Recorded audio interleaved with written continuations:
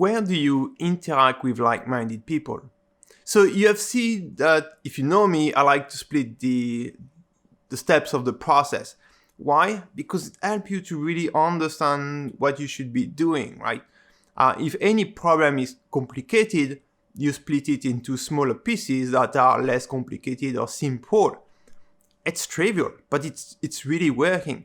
And finding like-minded people, it's not an easy task. So that's why I want really to split it into small steps that are easy to consume on your side, easy to try and practice, and that get you toward the outcome. Remember the video on visioning? What is it to be with like-minded people? You're gonna reach these states. I'm sure you will. Just let's make it into simple steps. So where do we interact with like-minded people? The same thing again, right? We've got the option of interacting online and offline. So I try both, and I would invite you to interact offline as much as you can. Why? Because the online space is actually mostly controlled by those who actually own the system. So it's very likely that when you spend time online, you're actually even spending more time online, because it's very easy to not realize how much time you are giving to those platforms or social media. And you don't do action, right? It's mostly for talking and less for action. So I invite you to spend and interact with like-minded people offline, right? And so this is important to realize where you spend your time with like-minded people. Do I actually spend all my time online, and what do I get out of this, right? Do I go into action, or are we just talking and stuff like that? So maybe you're not spending time with like-minded people yet, but if you do spend time with like-minded people, it's important to pause and realize, well, I think I spend 75% of my time online with like-minded people and 25% offline or even less.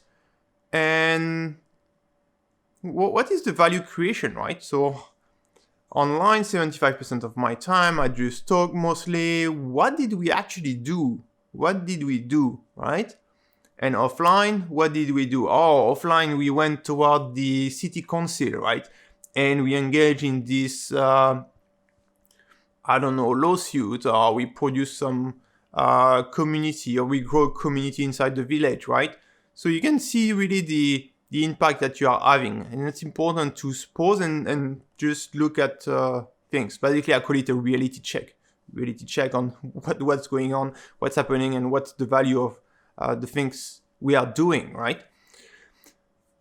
On where do you interact with like-minded people?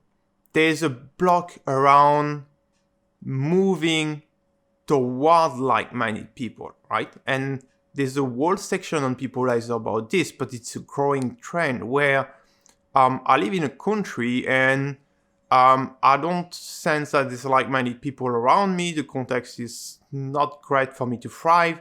So I identify on Earth, Earth is vast, places where like-minded people have already started to regroup and are spending their time together, right? I'm talking about villages, districts, neighborhoods, right? And so one of your options is actually to move toward like-minded people, right? So you search for them offline or online. So mostly online if you want to find a community of like-minded people located somewhere on Earth.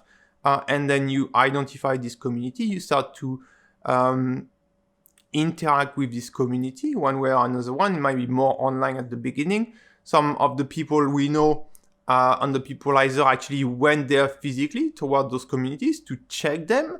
And then they decided, for instance, that this is the right thing for them, right?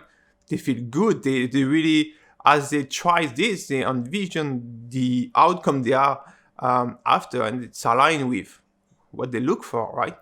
So this is an option that I want to talk to you about, because you may not have thought about it. But as a lot of people more and more people go toward this option, it's an important option. Again, the whole option is covered inside I want to move somewhere else, moving to a community. You've got all the detail, and we talk about a few of those communities that you can move to. Thank you.